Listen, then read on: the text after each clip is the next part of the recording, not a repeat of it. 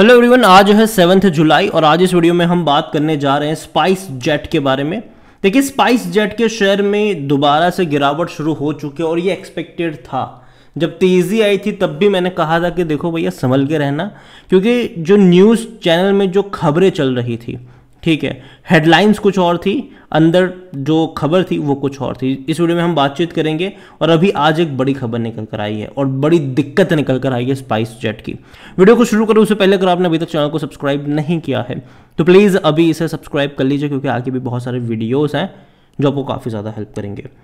तो आज 3% की गिरावट, हालांकि बाजार भी अच्छे मूड में नहीं था, बाजार में आज काफ़ी बड़ी गिरावट देखने को मिली।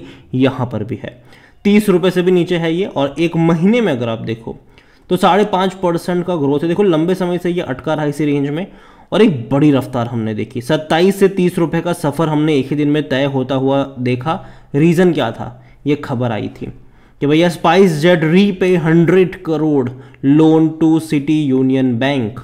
और जब ये खबर आई थी तब भी उसी वक्त मैंने वीडियो बनाया था और मैंने कहा था कि देखो पूरी खबर को पढ़ो कि खबर क्या है। खबर ये थी कि 100 करोड़ का जो सेटलमेंट वो हो चुका है, ठीक है, लेकिन जिस दिन ये खबर आई थी उस दिन जो लास्ट ट्रांजैक्शन था 25 करोड़ का, 30 जून को, वो सक्सेसफुली इन्होंने पेड किया हुआ था। मतलब कि ऑलरेडी इससे पहले जो बाकी का था वो पे हो चुका था, लेकिन उसके बावजूद भी स्पाइस जेट का शेयर अगर आप देखोगे तो लगातार एक डिक्लाइन मोड में था। और ये मैंने तब भी कहा था कि जो तेज़ी आई है वो एक टेम्पररी तेज़ी हो सकती है, वापस कंपनी अभी भी दिक्कत में है। और आज एक बड़ी दिक्कत आई यहाँ पर सामने, कोर्ट से उनको कोई रिलीफ नहीं मिल रही है। स्पाइस जेट को भैया पैसा चुकाना है, जो कलानिधि मारन है उनको पैसा चुकाना है, उनको पेमेंट करनी है। और कितनी पेमेंट थी? 75 करोड़ की, उसमें ये फेल रहे हैं। यहाँ पर न्यूज़ कुछ इस तरीके से है कि कोर्ट ने स्पाइस जेट को भैया मना कर दिया है कि और समय देने से मना कर दिया है पेमेंट के लिए। स्पाइस जेट ने और वक्त मांगा था कि भैया हम पैसा पे करेंगे, जो कलानिधि नारायण थे और उनकी जो कल एयरवेज है उनको पे करेंगे हम, ठीक है, लेकिन हमको टाइम चाहिए। तो कोर्ट ने सीधा मना किया यहाँ पर।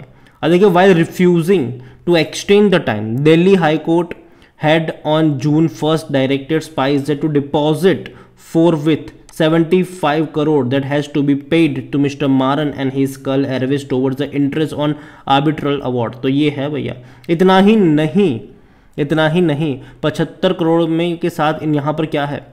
Prior to this, the top court had ordered that the bank guarantee 270 crore की बैंक गारंटी भी यहाँ पर देनी है इनको, इमीडिएट बेसिस पे देनी है ये। और ये भैया दिक्कत है, यहाँ पर दिक्कत है। और यहाँ पर देखो एक्चुअली जब कोर्ट में ये मामला चल रहा था तो स्पाइस जेट के जो लॉयर थे उन्होंने कोर्ट में कहा कि 75 crore is not a small amount. भैया कोई छोटा अमाउंट नहीं है, हमको टाइम चाहिए चुकाने के लिए। हालांकि ऑलरेडी पहले भी काफ़ी टाइम मिल चुका था। तो यहाँ पर अब देखो कि कोर्ट ने क्या बोला है, but then this are not small parties either. Amount छोटा नहीं है, लेकिन जो पार्टीज है दोनों वो भी तो कोई छोटे लोग नहीं है ना, वो भी तो बड़े लोग ही है। This are all luxurious legislation, no further extension of time can be granted and the award become executable. Simple सी बात है भैया, और टाइम नहीं मिलेगा और आपको जल्द से जल्द पे करना होगा, और नहीं करोगे तो दिक्कत होगी यहाँ पर, ठीक है। तो देखते हैं क्या चीज़ें निकल कर आती है यहाँ पर। और अभी के लिए मैं मान के चल रहा हूँ कि खबर अच्छी नहीं है इनके लिए, बिल्कुल भी अच्छी नहीं है। और बीच में भी कई सारी खबरें थी स्पाइस जेट की सर्विसेज वगैरह को लेकर भी। यहाँ पर अगर बात करी जाए कंपनी को लेकर तो छोटी कंपनी बन चुकी है अभी, 1830 करोड़ के आसपास का इसका मार्केट कैप है।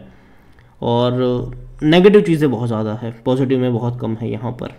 अब देखिए करंट रेशियो जो है इनका, करंट असेट्स जो है वो इनकी करंट लाइबिलिटीज़ से भी कम है। ROE पिछले 3 साल का अच्छा नहीं है कंपनी का।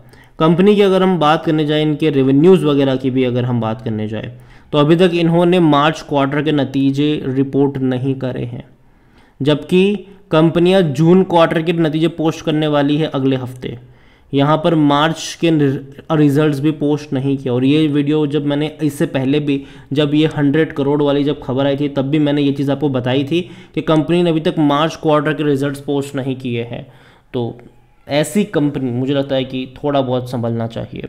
और इवन इनके रेवेन्यू देखो एवरेज है, ठीक है, उतने अच्छे नहीं उतने बुरे भी नहीं, एवरेज है। लेकिन दिक्कत यहाँ पर ये कि लास्ट क्वार्टर में चलो कुछ अच्छा हुआ था, दिसंबर में कि 110 करोड़ का मुनाफा था, लेकिन अभी तक मार्च का आई नहीं है, तो अभी भी असली नंबर पता नहीं चल पाएंगे हमें। तो जब तक मार्च क्वार्टर के रिजल्ट्स नहीं आते और जून के तो भैया पता नहीं कभी आएंगे, तो तब तक कुछ भी यहाँ पर कहना मुश्किल है। और कंपनी को लेकर अगर आप देखोगे तो कंपनी में सबसे पहले हम चलते हैं शेयर होल्डिंग की तरफ। तो प्रमोटर के पास 58.98% की होल्डिंग है और प्रमोटर की 46.95% की होल्डिंग गिरवी भी देखने को मिल रही है। पब्लिक बड़ी क्वांटिटी में है यहाँ पर 40.59%। और देखिए बड़े बड़े जो फंड हाउस है वो अब यहाँ पर अपना इंटरेस्ट खो रहे हैं और लगातार बिकवाली कर रहे हैं। वो एफआईएल्स की 1.19 से घट के 0.41 पर आ चुके हैं एफआईएल्स। डीआईएल्स भी अगर आप देखो तो 0.02 पर आ चुके हैं। म्यूचुअल फंड जो पहले कम थे लेकिन फिर भी 0.04% थे, अब वो भी 0.01% पर आ चुके हैं। तो लगातार यहाँ पर बिकवाली चल रही है, पब्लिक्स लगातार खरीदारी कर रही है, यहाँ पर पब्लिक खरीदारी करी जा रही है, पता नहीं क्यों लेकिन पब्लिक करी जा रही है यहाँ पर खरीदारी।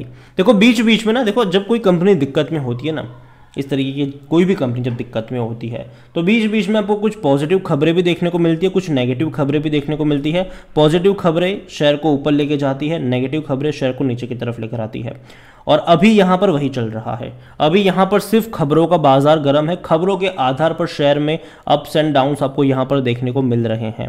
जैसे कि 100 करोड़ की पेमेंट की खबर है, 100 करोड़ में भी 25 करोड़ का लास्ट जो ट्रांजेक्शन है वो पे किया था उस दिन, तो शेयर में तेज़ी आ गई यहाँ पर, ठीक है। और आज यहाँ पर ये वाली खबर आ गई तो वापस से गिरावट शुरू हो गई, ठीक है। और इवन गिरावट उससे पहले से भी देखने को मिल रही थी। अगर आप यहाँ पर देखोगे पिछले एक महीने में तो जो तेज़ी बनी थी 31 रुपीज़ पे जाने के बाद ये धीरे धीरे करेक्शन ऑलरेडी दिखा ही रहा था। अगर एक साल में देखो तो 25% की गिरावट और लगातार गिरा है। बीच बीच में से अटैम्प्ट किए हैं तेज़ी दिखाने के, लेकिन हर बार वो अटैम्प्ट फेल रहे हैं और फर्दर करेक्शन देखने को मिला है। इवन 5 साल का भी अगर आप ग्राफ देखोगे तो 75% तक ये शेयर गिर चुका है। और आप देखो लगातार डाउनवर्ड्स यहाँ पर दिसंबर 2020 से देखने को लगातार डाउनवर्ड्स देखने को मिल रही है। कहीं पर भी एक डिसाइसिव तेज़ी दिखाने का मौका इस कंपनी को नहीं मिल रहा है और मिल भी नहीं रहा है। तो देखिए अभी के लिए मैं कहूँगा कि फंडामेंटल्स इसके वीक हैं। कंपनी ने अभी तक मार्च क्वार्टर के रिजल्ट्स पोस्ट नहीं किए हैं, जबकि बाकी कंपनियां जून के पोस्ट करने वाली अगले हफ्ते से, तो दिक्कत है यहाँ पर। और इसके अलावा देखा जाए तो कंपनी एक फाइनेंशियल क्राइसिस, मतलब ये कहते हैं कि पैसों की किल्लत से भी जूझ रही है। अगर होता पैसा तो जो पैसा चुकाना है उसमें इतना देर नहीं होता, कोर्ट की इतनी सारी फटकार नहीं लगती। तो देखो अभी के लिए मैं इतना ही कहूँगा आपसे कि अभी प्योरली यहाँ पर जो भी हो रहा है वो खबरों के आधार पर है। फंडामेंटल्स काफ़ी वीक है इनके, अच्छी खबर ऊपर लेके जाएगा, बुरी खबर नीचे गिराएगा इसको। तो मैं यही कहूँगा कि ऐसे शेयर से अभी हाल फिलहाल में थोड़ी सी दूरी बनानी चाहिए। अगर आप फंसे हुए हो और अच्छी खबर आ जाती है तो मेरे हिसाब से ऊपर के लेवल पर एग्जिट करने के मौके बनेंगे, ना कि ये सोचने के कि अब खेल पलट रहा है। जी नहीं, मुझे लगता है कि दिक्कत होगी, टाइम लगेगा इसको। अगर सक्सेसफुली रिवाइव कर जाते, कोई बड़ा इन्वेस्टर आ जाता तो बात कुछ और है यहाँ पर, लेकिन जब तक ऐसा कुछ नहीं होता है मेरे हिसाब से वेट एंड वॉच। और इसके अलावा एनालिसिस के लिए जिस पोर्टल का मैं इस्तेमाल कर रहा हूँ ट्रेड ब्रेन्स, अगर आप भी इसको यूज़ करना चाहते हैं तो लिंक मैं आपको डिस्क्रिप्शन में दे दूंगा। कई सारे बेहतरीन फीचर्स हैं यहाँ पर, जहाँ पर आप एक क्लिक में फंडामेंटली स्ट्रॉन्ग पेनी स्टॉक को ढूंढ सकते हैं, अच्छा डिविडेंड पे करने वाली कंपनी को ढूंढ सकते हैं। इसके अलावा जिस कंपनी के ऊपर 1 रुपये का भी कर्जा नहीं है, ऐसी कंपनियों को भी आप आराम से ढूंढ सकते हैं।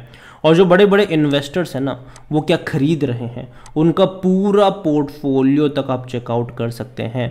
और काफ़ी सारे पोर्टफोलियो में इनके शेयर्स आपको ऐसे भी मिलेंगे जिसका नाम तक आपने सुना नहीं होगा। तो जाइए, लिंक डिस्क्रिप्शन में है। और हाल फिलहाल में ट्रेड ब्रेन्स में मिड ईयर सेल चल रहा है और जहां पर आपको 70% तक का डिस्काउंट मिल रहा है सब्सक्रिप्शन के ऊपर। तो इस सेल का फ़ायदा उठाना भूलिएगा मत।